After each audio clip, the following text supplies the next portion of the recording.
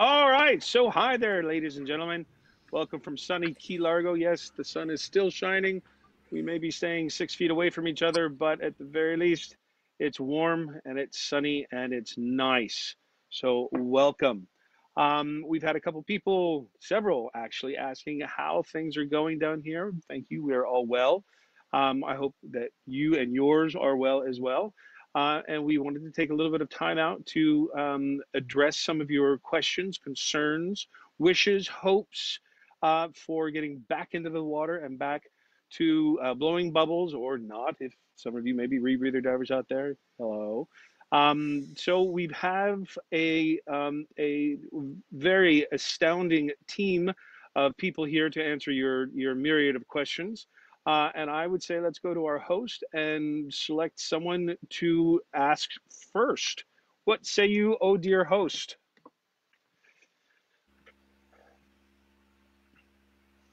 Okay, the I'm first looking. question that we have is the one that Jim said. Uh, we have someone, he says, I plan on coming down there May 29th to June 1st. Sure, I'll keep my reservation. So I would say first and foremost, yes. The Keys has been closed down until April 5th thus far by the governor. Things are moving rapidly, changing rapidly as we get more information in. We will be disseminating information to you. At the very least, however, keep your reservation because it's easier to move a reservation than make another reservation, especially if we get to the point where we do see that more people are going to be coming down here because things are open up, because sanctions have been lifted, then there may not be reservations to be had. So keeping your reservation as of now would be a good idea.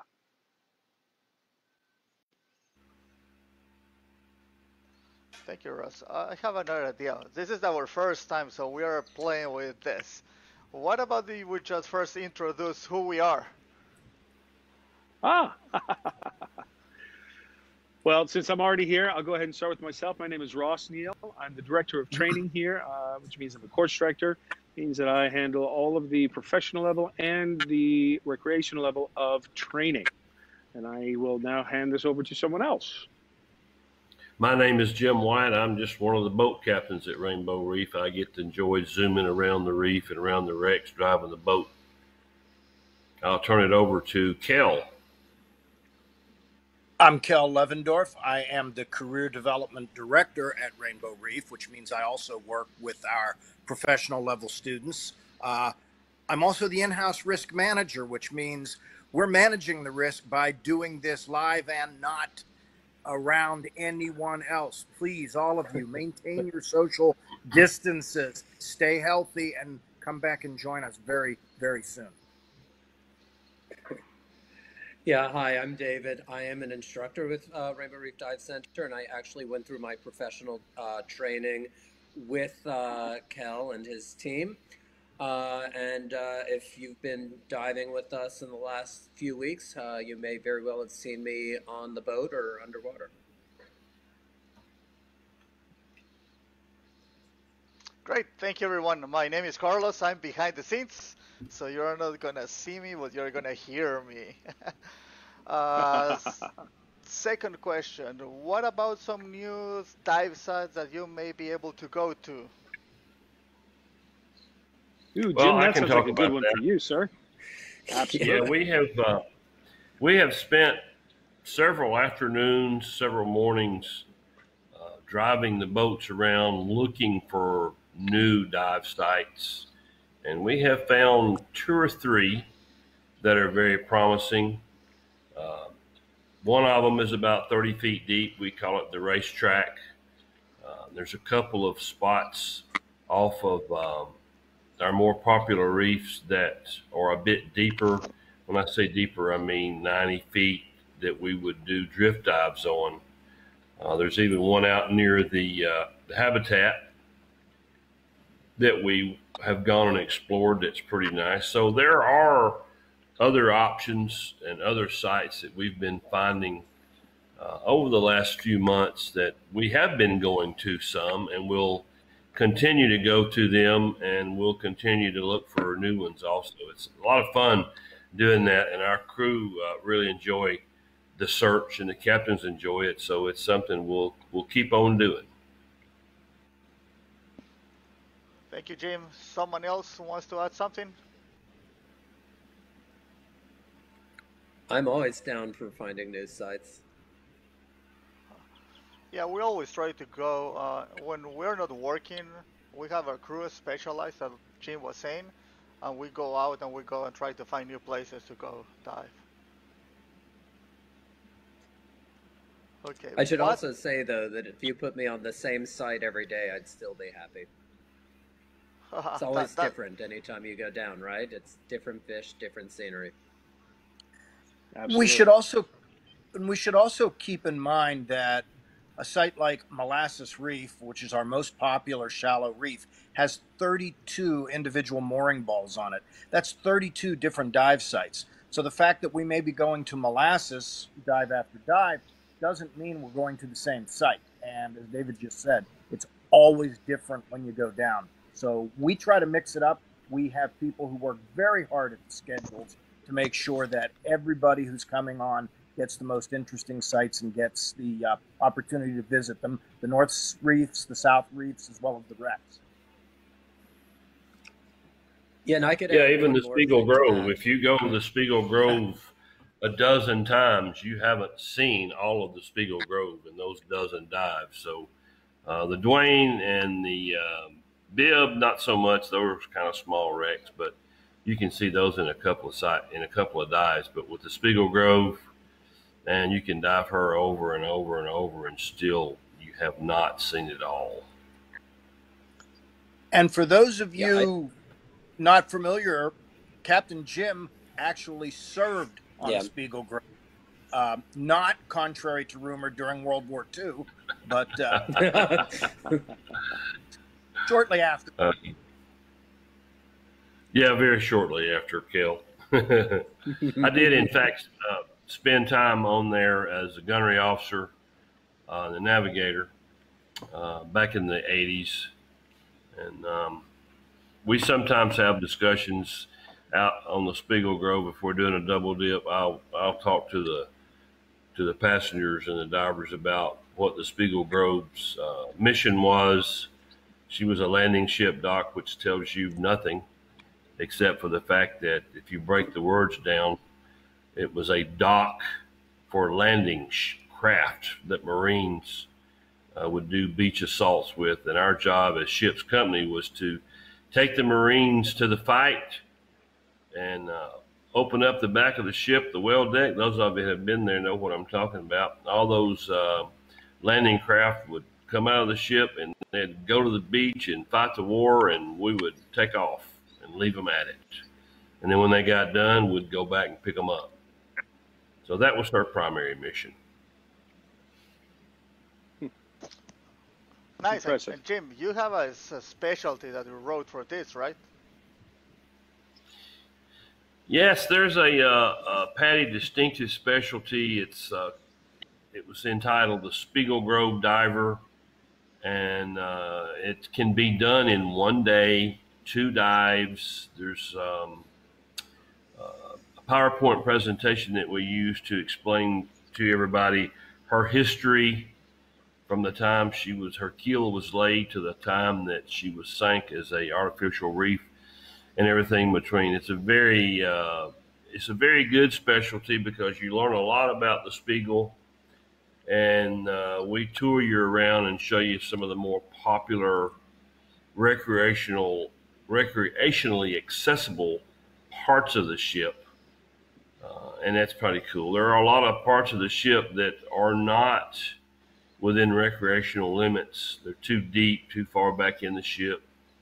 We don't go there for these classes, but we do have an advanced rec course that's another distinctive specialty through PADI that is sort of like a cave diving course in a ship, that we can do that course also. It's more of a technical training program, unlike the regular Spiegel Grove specialty. Anybody with an advanced open water diver rating, and in certain cases, even the open water diver rating is a prerequisite to take that class. It's a good course. I encourage you to ask for it when you get down. We've got a lot of instructors that teach it, and they understand how to teach it and do a good job, and I think you'll find it a lot of fun and worth your while. Thank you, Jim. Ross, we have a question for you. How was this impacted the IDC schedule? Well, glad you asked that. Actually, we've been very fortunate to be able to have a direct dialogue with Patty throughout this entire endeavor. They worked hand over fist to help the last IE, which actually just wrapped up yesterday, as a matter of fact, so that they were able to even break down all of the dive shops that had candidates, so that there were no more than 6 candidates per group, per examiner. So we had a tired little examiner at the end of the IE, but they worked with us to make sure that it did go forward. Right now, with the suspension of tourists being able to get into the Keys, we're having to slow things down and put a hold on the most recent, soon to be upcoming IDC, which would be Wednesday. But that one is on a hold pattern. All of our current IDC candidates, for those of you who are on here, hi. I hope you've received our email. We actually did send out an email with some information on the closing of the Keys, as well as an invitation to, we will have a go-to meeting, kind of like a Zoom, but with a PowerPoint as well, on Thursday at 2 p.m. Eastern Daylight Time, in order to go over the most recent updates for the IDC and or Dive Master candidates that were slated to be here in March and potentially in April. As well as some information on some virtual learning that we will be able to do, and more information that Patty's been able to get to us about actually teaching in your living rooms live like this. We can't obviously do any of the dives and any of the workshops that actually have people-oriented workshops, but we will be able to do some of the other nitty-gritty stuff so that when we can get going, we'll be able to hit the road running, or finning really hard, so to speak. So those IDC dreams, don't think that they're shattered. They're not. We are working feverishly to make sure that everything is in place when the sanction is lifted, as well as Patty is, like I said, working with us right now. Again, Patty has a hold on all IEs globally. But again, as things change globally, so too will the information that we've got based on the IEs and the schedule for the IDC. Thank you, Ross. I appreciate it. Second question. Ross, what remind everyone about the webinar we'll be hosting on Thursday? Yes, at 2 p.m. What's that again? That was the webinar that I mentioned that we will be hosting on Thursday at 2 p.m. The invitation has already gone out to our existing Dive Master and IDC candidates. If any of you out there would like to be in that, please go ahead and make a comment in here with your name and your email address, or send a private message to our Facebook page, and I will be sure to include you on the Thursday's invitation to our go-to meeting at 2 p.m. Okay, thank you very much. I appreciate it. Second, well, I don't know which one is going to be this, but this one says, what's the difference between a resort course and an open water? Who wants to do this? I can do that. So what used to be called resort course is actually officially now called Discover Scuba Diving, and it's a really great way, if you're not a scuba diver, to test the waters, if you will. We bring you into a pool, get you a little bit used to the equipment, give you some really critical rules about scuba diving, and then if you like it so far, we'll bring you on the boat and bring you on a very, very closely supervised dive where obviously your safety is the highest concern, but hopefully you really enjoy it. If you do like that, or if you already know you're going to like that, then you would want to take the full PADI open water scuba diver course, which basically the best way to do that is to do an e-learning and then come in for 2 days with us, and we'll take you through all the bases in a pool and in the open water. The other thing, if you don't have those 2 days to spare for the full open water scuba instructor or open water scuba diver course, you can take your resort course that one step further and become a scuba diver.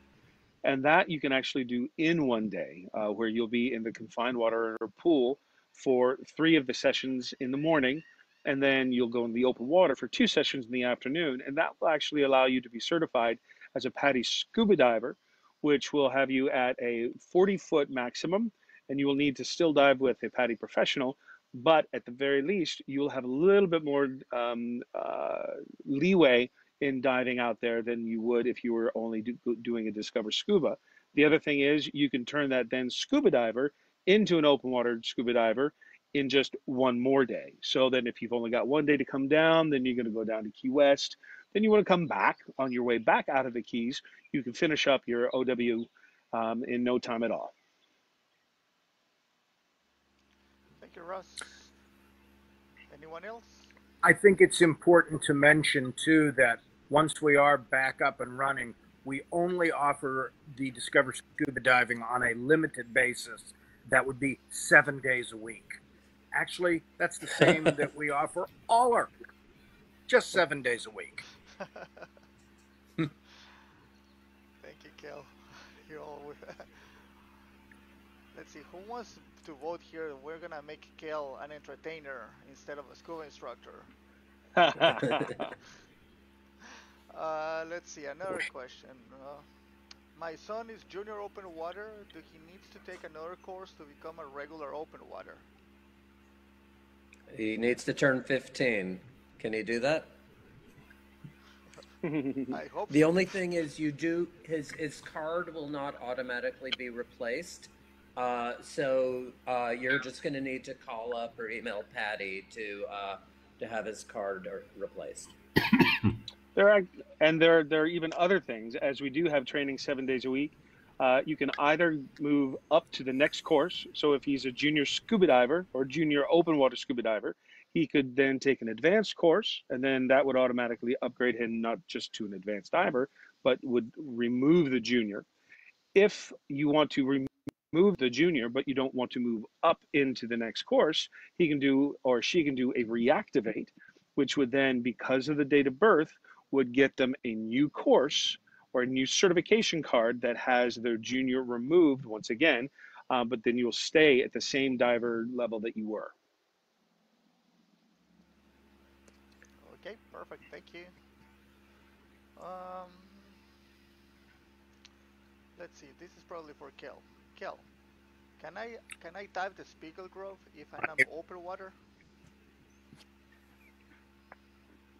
Can I dive the Spiegel Grove Wait, I'm if sorry. I am on open water? I'm sorry, Carl. Time you broke up.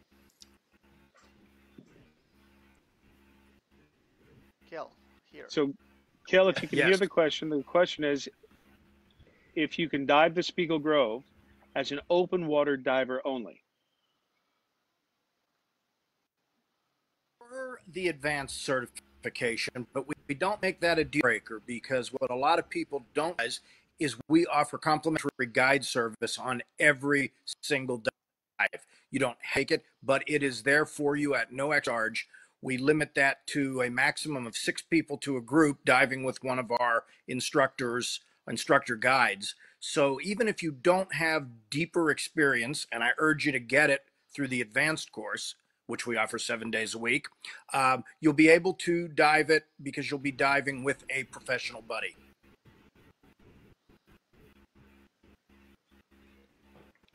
Okay, thank you. This is a good one. We can spend a few time here. What it takes to become a scuba instructor?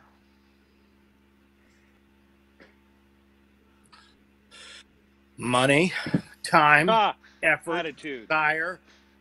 I guess I'll jump in on that one, since trick I'm is the one who did it most recently. You've got to want it. Yep.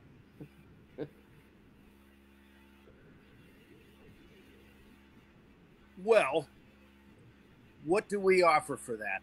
You have to have Go for certain it. prerequisite It looks like courses first. there's some freezing happening.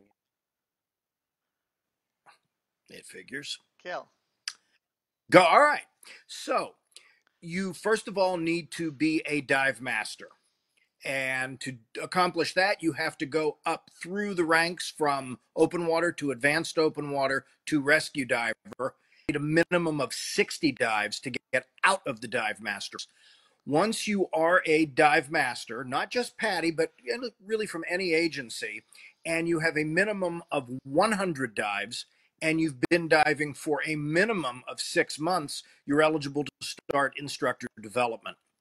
We run 2 IDCs minimum, doing it every weeks. The IDC itself is a 12-day experience, 9 days in the IDC proper. We also include emergency first response instructor. And then at the end of it, you'll spend 2 days with PADI going through the IE. In PADI, that's instructor exam, but here at Rainbow Reef, that stands for It's Easy, because that's what it takes to become an instructor. Going through our program and finding out just how easy it is. Anyone else? I'd say the main thing to consider is, what do you want on the other side of becoming an instructor? In other words, why do you want to become an instructor? Where do you want to become an instructor? Where is it do you want to teach? Because that's also that's going to help you plan out the map for your instructor and master scuba diver trainer, because there's not a single specialty out there that we do not teach. And not to mention the fact that there are a veritable plethora, as Jim can attest to, because he's written a few, we've all written a few, of distinctives that we also teach that you can then carry on to wherever your instructor career is going to lead you. So really, what is it going to take to become an instructor? The right attitude, because that's the only thing that we can't give you. We can get you the skills, we can get you the knowledge, the blood, sweat, and tears. We can help start your track to becoming the best instructor that you'll be. Your students will teach you how to be the best instructor that you will actually turn into over the course of a couple of years. We are there to build the foundation with you and make sure that you don't have to use your students as your guinea pigs. My motto is the good ones create and the great ones steal. So I hope that every single one of my candidates leaves as great instructors because they've stolen all of our tricks. Okay, thank you. This is for everyone. What's your favorite dive site in Key Largo? Drop me Well, off a I'll boat. chime in on that one. My favorite dive site in Key Largo is the Spiegel Grove. I've spent almost 2 years serving on her, and then diving on her is pretty special for me. I get to go see my stateroom where I live, the wardroom where we all gathered, all the officers gathered. And it's a little nostalgic being able to swim through all those spaces and seeing all those spaces that I used as a home. That's my favorite. Spiegel Grove has to be my favorite dive site. However, I do love Molasses Reef too. Okay, whoever's next. I think that's a really hard question, and I'm going to cheat a little bit and say a couple of favorites. For our deep wrecks, I would definitely say the Spiegel Grove, although the Dwayne and Bibb are pretty awesome. On Molasses Reef, which is really a great reef, I think I like Winch Hole the best. Not just because the winch is cool, but it's sort of centrally located, and you can sort of spike off into a lot of different dive sites. So you could have 4 or 5 completely different dives if you start at Winch Hole. French Reef, I would probably say Christmas Tree Cave for the exact same reason. You can sort of go to a lot of the different caves. It's a good central point. And I'm also a big fan of Snapper Ledge if we're not right on Molasses and French. So those are 4 answers. That's the best I can do. Ross, we're back to you. Ross. So I'm gonna have to say, since I can't help but always want to teach, just about any time I jump in the water, that's my favorite because I get to do something every time I go. But I think without renaming all the Spiegel and Snapper and Wench, I've always been partial to the to aquarium myself, just because it's 20 feet with the most gorgeous, colorful fish, corals, you name it, all around you. I, I I literally spent about an hour in one position just watching the fish go by one day. It was just, Thank you, Ross. Cal. Well, I'm just going to differ from the crowd a little bit and say the Dwayne, which I've more than 20 years. I've had a lot of great dives on it, including some incredible night dives. It's a smaller wreck than the Spiegel Grove, so it's a little more intimate, and it doesn't quite have the swim through Spiegel Grove does, but I like it. I like the way it sits. I like that it's intact. I like going vertical up to the crow's nest. As far as reefs go, I love a drift dive on molasses. I'm fat, old, lazy, and I don't want to read a compass, so drift diving is my absolute favorite and beat that on a great day.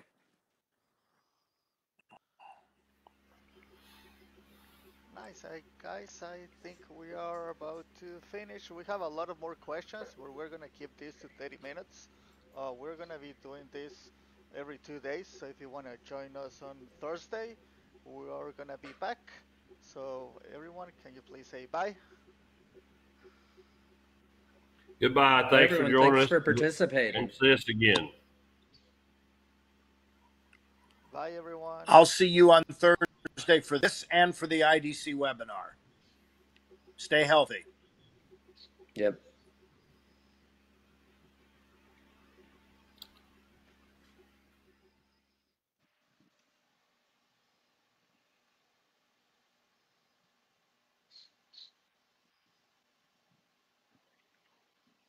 thanks, guys and gals. Stay healthy.